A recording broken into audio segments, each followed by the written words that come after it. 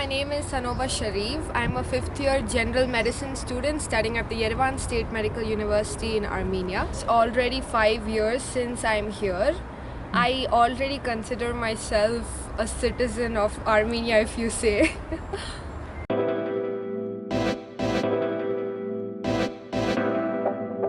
We had classes in the university for the first 3 years. We had weekly twice classes, so it was very helpful for us to learn and converse with everybody, like whether it is taxi drivers or whether it's shopkeepers. It is very helpful for us.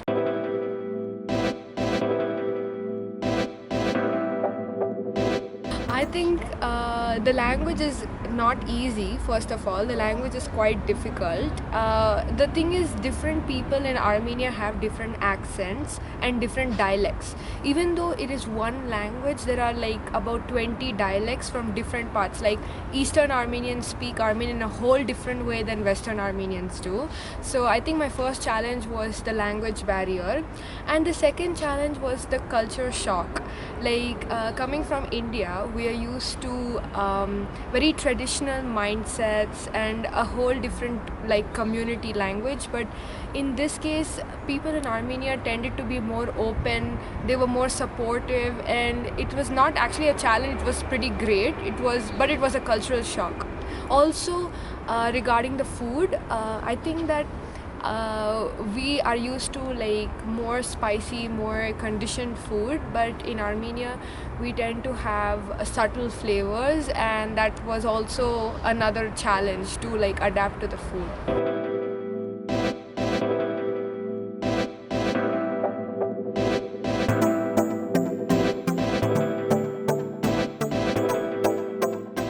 So like as a student, I think I had a complete life in the sense that both in terms of academics, I was excelling as a topper of the university, and I also indulged in a few research projects with a few professors.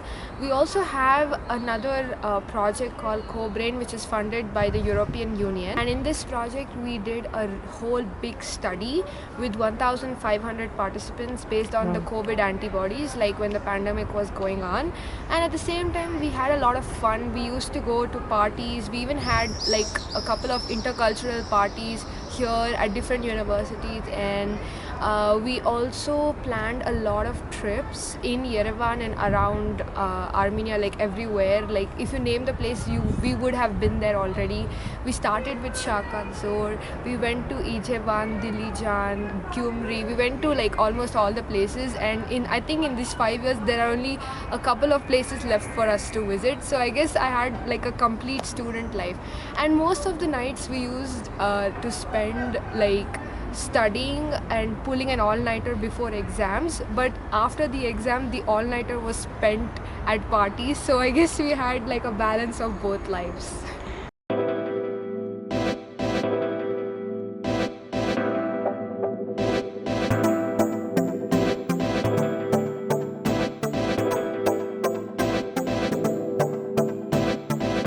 So I became a member of the Trail Club Yerevan, and basically these are a group of individuals who have basically zero experience in hiking when they started out, but the team leaders of Hike Armenia, which is an organization which creates trails and maps. It's basically an app, and it contains all the information you need if you are a hiker. So it has the information of the distance, the kilometers, the obstacles you'd face, and even without Wi-Fi the GPS works amazing, so you would never get lost. And there is also a list and contact number of the guides relevant to that area, so even if you do encounter any problem, you can call the guides listed and they would help you out. And these people of Hike Armenia, they trained us, and now I can finally say that I am not a couch potato, and I'm up for like 10 kilometers or 20 kilometers hike on a Saturday morning. If you asked me this like 2 years ago, I would be like, no way, I'm not doing that. But after coming into contact with Hike Armenia, they influenced me to understand the beauty of nature and the beauty of trekking into the wild. And because of these these people, I can say that I'm finally a hiker, which is a big achievement for me. It's one of the like check boxes, like I checklisted it, and that feels great.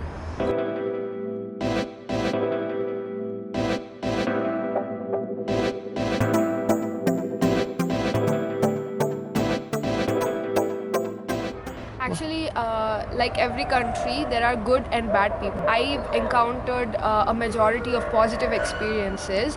Our university faculty was very supportive. They understood that we are international students away from our families, and they provided us all sorts of support that we needed. Like whenever there's any problem, they're always ready to help the university and about anything else. And about the people, like obviously Armenian people are known for their warm and hospitable nature. They were like so welcoming, and even when we go for trips, we would randomly meet some people on the way, and they would invite us into their homes, and they would offer us the delicacies of what they've prepared. And it's really beautiful how these people like welcome you into their country. But obviously I've had my share of bad experiences, mostly with taxi drivers. Like they assume that you don't know how much it takes to go from Yerevan to like from Zaytun to Sayat Nova or something of that sort. Like we know the prices, you cannot like trick us into paying you extra. So basically we've had a couple of bad experiences with taxi drivers, but yeah, we've straightened them out, so that wasn't such a problem.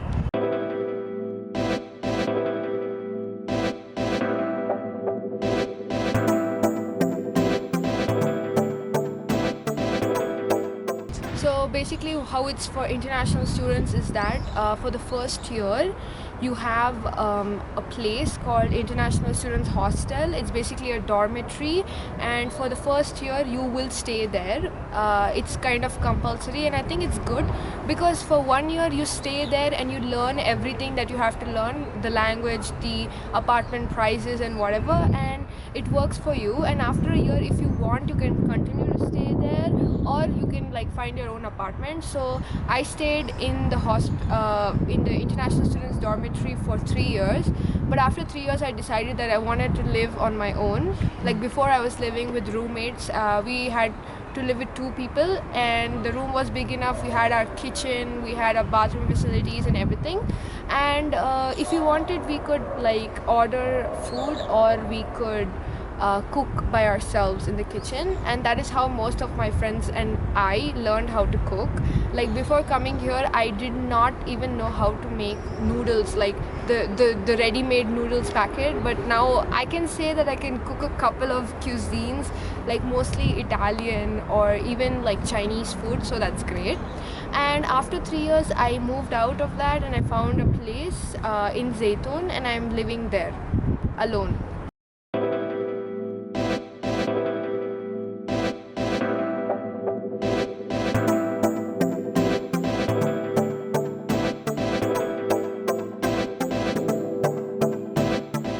I've had a different jobs in the past 5 years.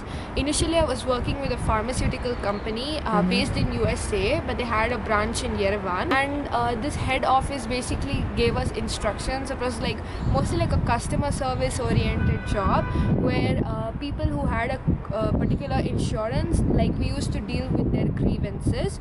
But after a point, I moved on from that job and I went on to become an assistant to a science teacher in one of the international schools where English was a requirement, and so basically that's not a problem for us. So I'm working there currently, and like I deal with students from 6th grade to 12th grade, and I help them in clearing their science doubts and also help them to set up their practical experiments.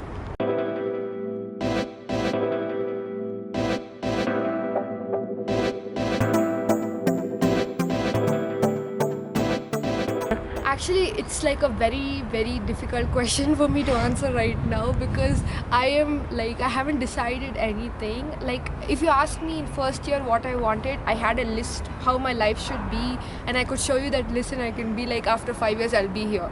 But as an international student, I realized that life is not always like a straight path that you go. You can't plan life, right? Yeah. So I realized that all what I wanted has changed, and if I am offered a position of like PhD or some research oriented position after graduation, then I would consider to stay here.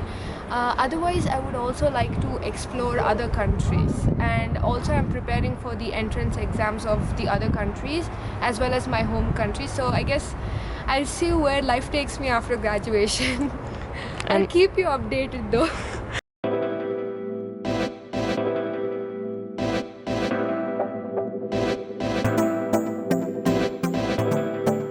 Like in a year we have 2 months of summer vacation, and it's in July and August. So generally every year I used to go, but during the year of the pandemic I didn't go, and I spent my whole summer here, which I would not recommend because it's extremely hot and the temperatures go above 50 degrees and there is no air conditioning. You'll have to manage with a fan, but I guess that's an experience too.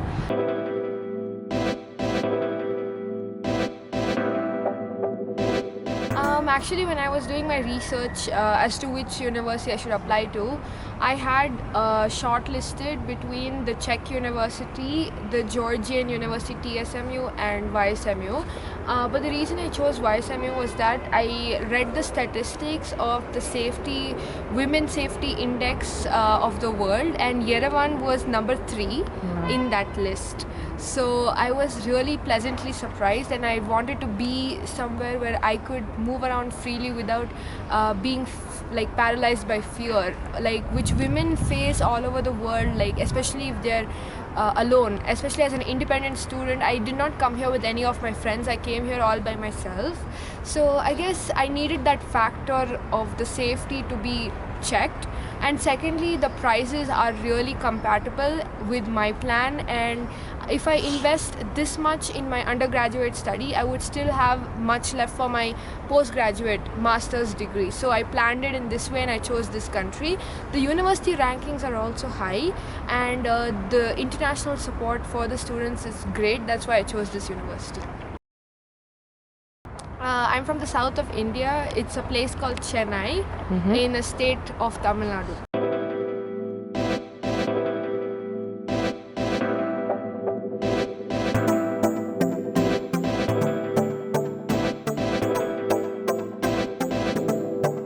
Yeah, actually, unfortunately, the answer to that is yes.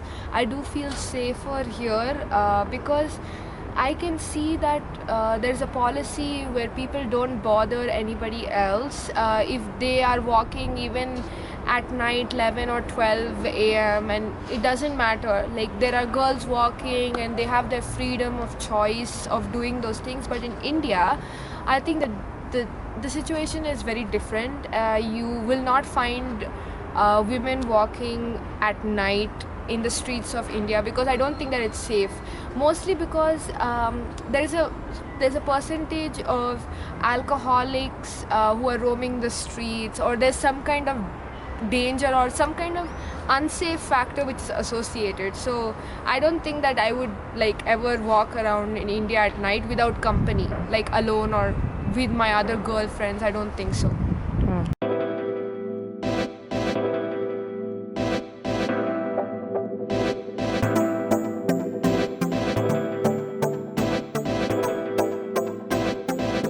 It depends on what you want from life. If you have a set plan and if you have a certain investment you want to do in your undergraduate study, then I think that this place is one of the best places to give you an all-round experience. Like you will get every experience that you need to get to become a fully developed human being ready for another challenge.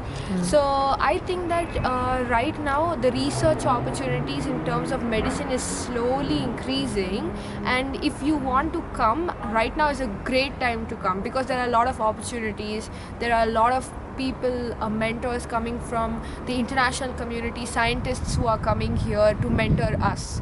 So I think that if you'd like to come, then now is a great time to come. But as a tourist, definitely Armenia should be in your bucket list because there are so many things which no other country can offer. Like I'm sure you understand too, like by your experience here, like there are certain aspects of the culture, of the places that we visit that you have to experience once in your life. So you have to come here at least once.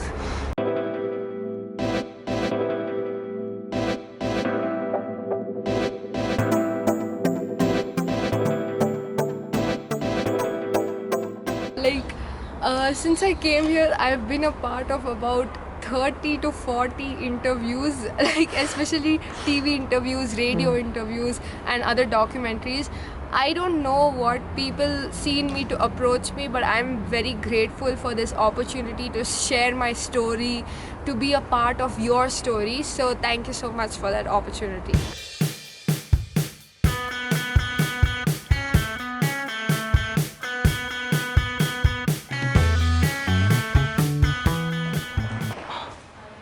Oh my god. It's like all the human specimens. It's real? Yeah, it's real. Oh man. It's in formalin. It's like it preserves the tissues. Oh. See, this is not real. These are models of Okay. the olden man, like before Homo sapiens, before human beings. The other humans which existed, they had longer jaws. Yeah. This kind of like ape-like human beings.